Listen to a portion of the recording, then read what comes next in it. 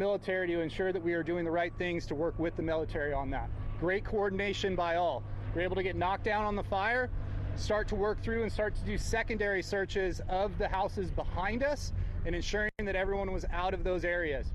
We started an evacuation area to the northwest to one of the elementary schools and started to ensure that we had everyone out of those homes. After that was done, we started our recovery effort, which you see behind us. We're holding the scene for FAA and TSB to ensure that they can get the investigation done and no evidence is tampered with or moved at all. Once that is complete and their investigation is done, then we'll start moving back through and working with the military and San Diego PD to clear out the neighborhood and ensure that everything is complete. I'm going to pass it over to San Diego PD right now, Lieutenant Easter. Hello. We received the phone call or the incident, and our officers, we responded and conducted evacuations in this area. Right now, this is still an active scene. So roads are closed. If you're looking for updates, monitor our social media accounts, X, Facebook, Instagram. We will continue to provide updates on road closures and the conditions as this incident continues. On that note, I'm going to pass it on to Captain Robert Healy. Spell your name, sir, before you go, please. Easter, like the holiday. Hey, good morning. Captain Bob Healy, Naval Base San Diego Commanding Officer. Our primary objective remains the safety and security of our military families who live here in this neighborhood. Over the last couple hours, we've been able to connect with them to make sure that they are taken care of, and most of them have gone down to Miller Elementary, which is our evacuation site.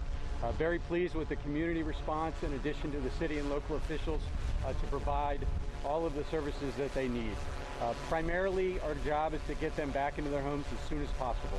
And we're working with Liberty Military Housing, who oversees this complex, to do just that. Hopefully, we expect people outside of this general area to get in by tonight. And then certainly this area will be down for some time based on NTSB investigation.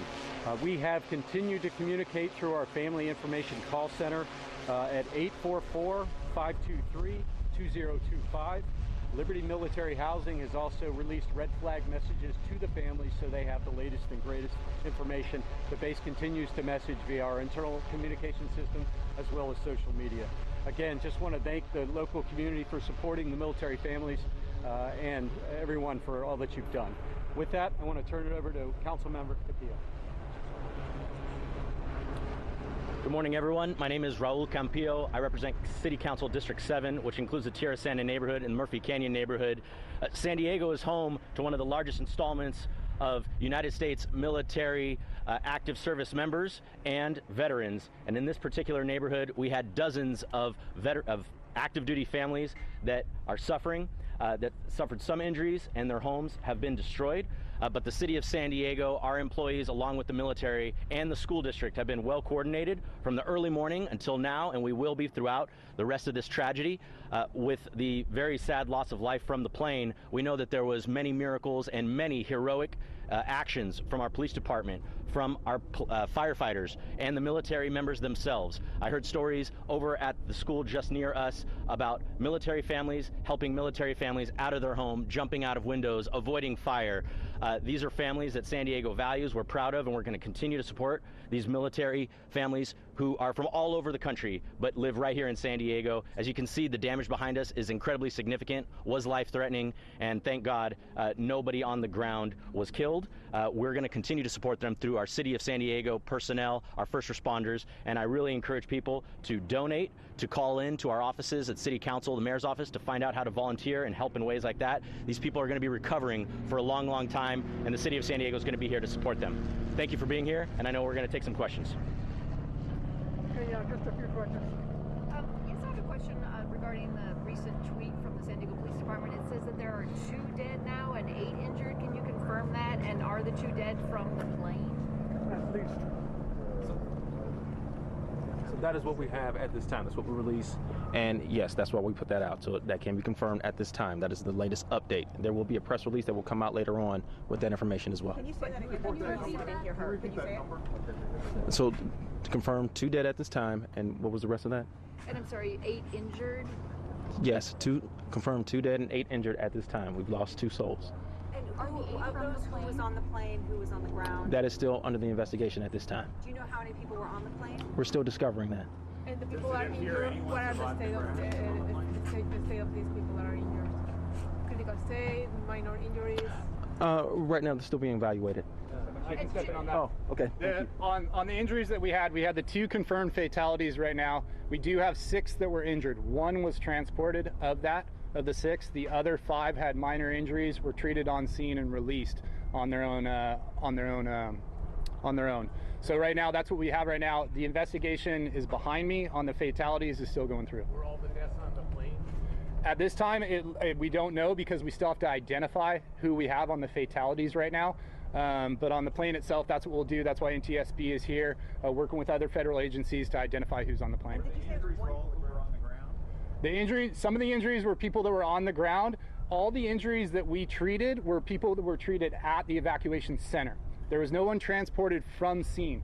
I can tell you this, the military families did a phenomenal job as firefighters were getting on scene to help one another, get people out of houses and go, and I cannot commend them enough for what they did on scene. For us on scene, we did not transport anyone off the scene. Everything was done at the evacuation centers for any of the medical needs that were done. Can I just clear?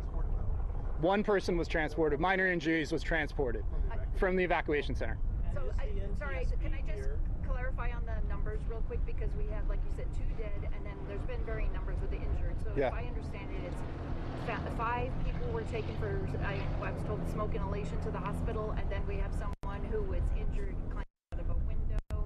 So that would be 6, and then people treated for very minor injuries at the scene.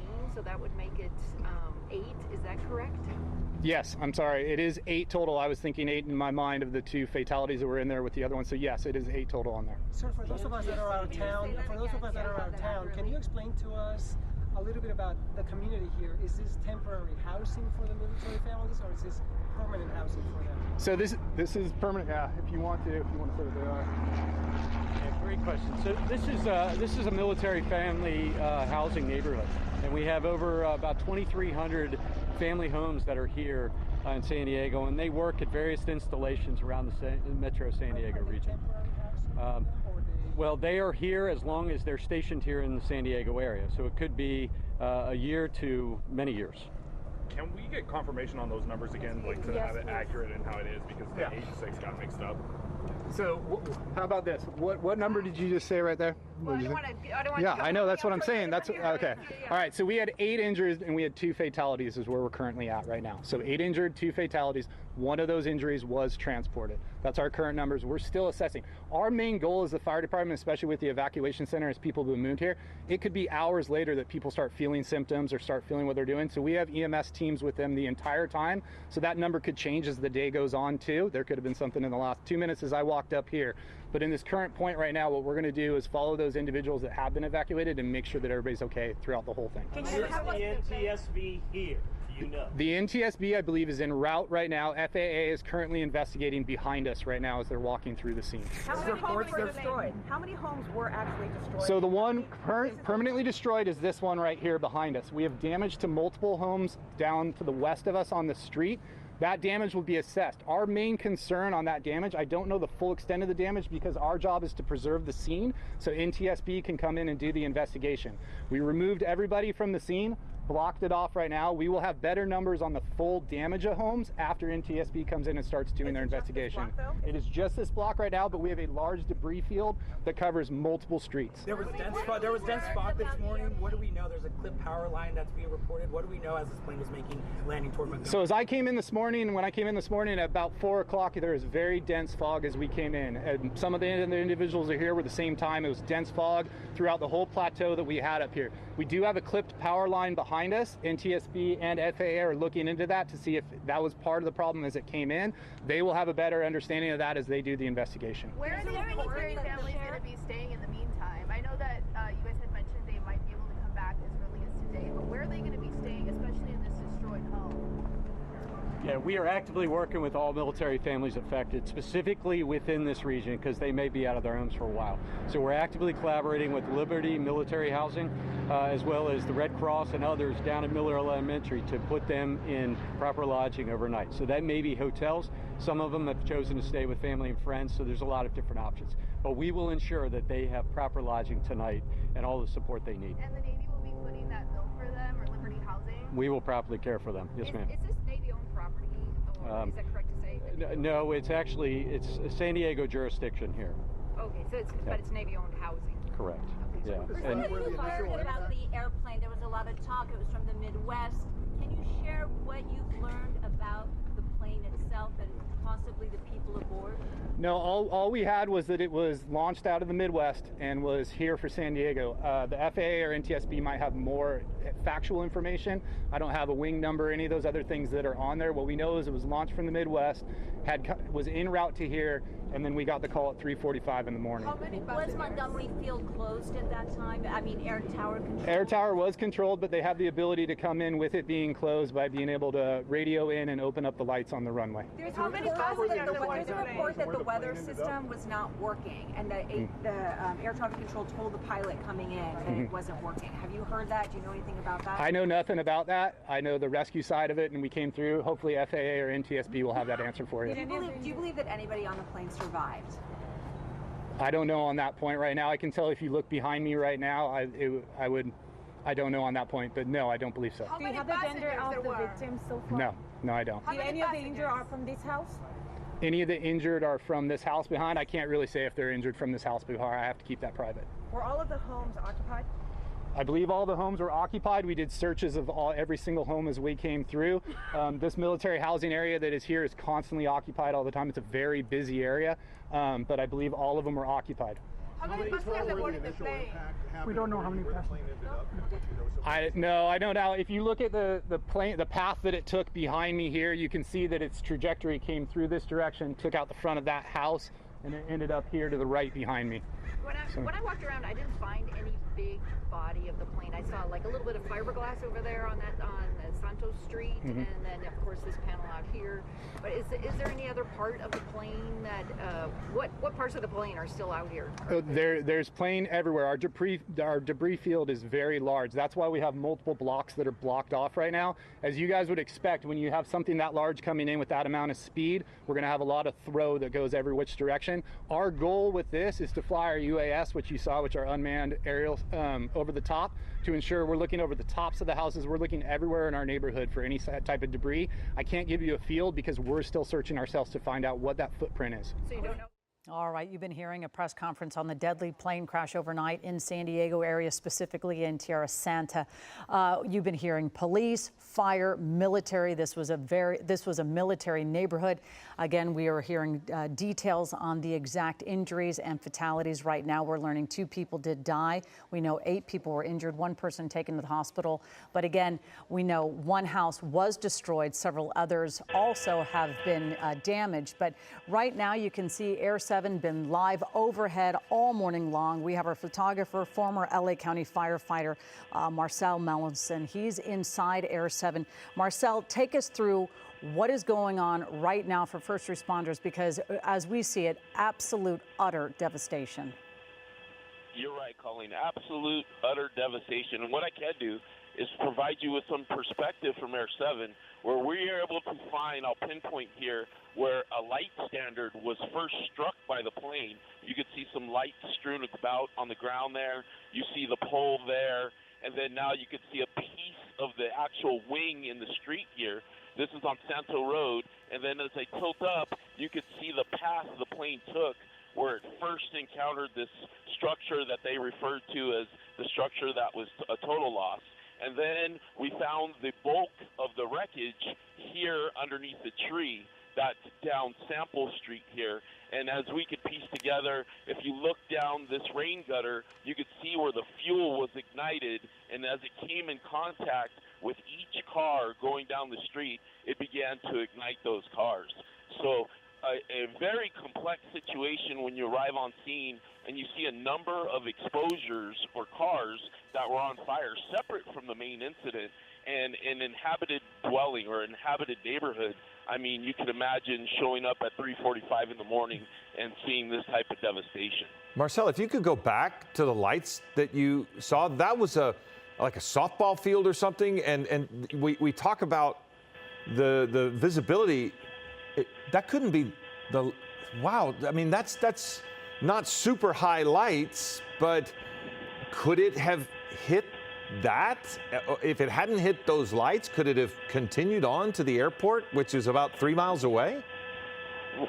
From what I could see here in the preliminary stuff, it looks like it hit this light standard. Like I said, I'll show you one that's intact. This is the Santo baseball field in this neighborhood. There's a light standard intact. And then as I tilt back over here to where we found the broken light standard that's been cordoned off by NTSB, you could see the lights on the ground, and you see the pole that's about 50 feet away, and then you see pieces of the wreckage like the wing. And you could see where the plane actually went through just down the middle of these two houses, which is incredible to think about that type of momentum and that type of speed they were at, where it finally came to a rest over here. I mean, it was just devastating. Those light standards are not that high, but they would pose a problem if there was a decreased visibility. Yeah, that's what I was going to ask about. And no emergency visibility was declared. That's the thing. It's very eerie because if you live along the coast in San Diego, I know we're going through a heat spell, but certain coastal areas, there has been such low hanging fog. So visibility has been very limited along the coastline. I know Air 7 couldn't give us a live shot yesterday at 3 o'clock in the afternoon near sort of the South Bay. They had to go to Long Beach. So Marcel, how has the visibility been this morning?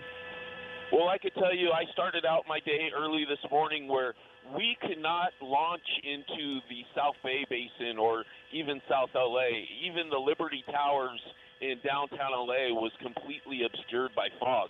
We had to wait until that fog lifted to even make the trek down to San Diego. We did encounter some fog on the way down here, but to my pilot's credit, we made our way and we finally got here. And by the time we got here, it was basically burned off. And we've seen a number of planes still active in the runway to Montgomery Field, flying right underneath us over this accident scene. So you can imagine that after this just happened, the airport's open for operation, and there's a number of planes that have flown underneath us. Okay, Marcel, thank you so much to investigate on this, but such an odd thing to be flying that low, still 3 miles away from the airport. The NTSB, FAA will have a lot to look into. We will be right back in just a moment.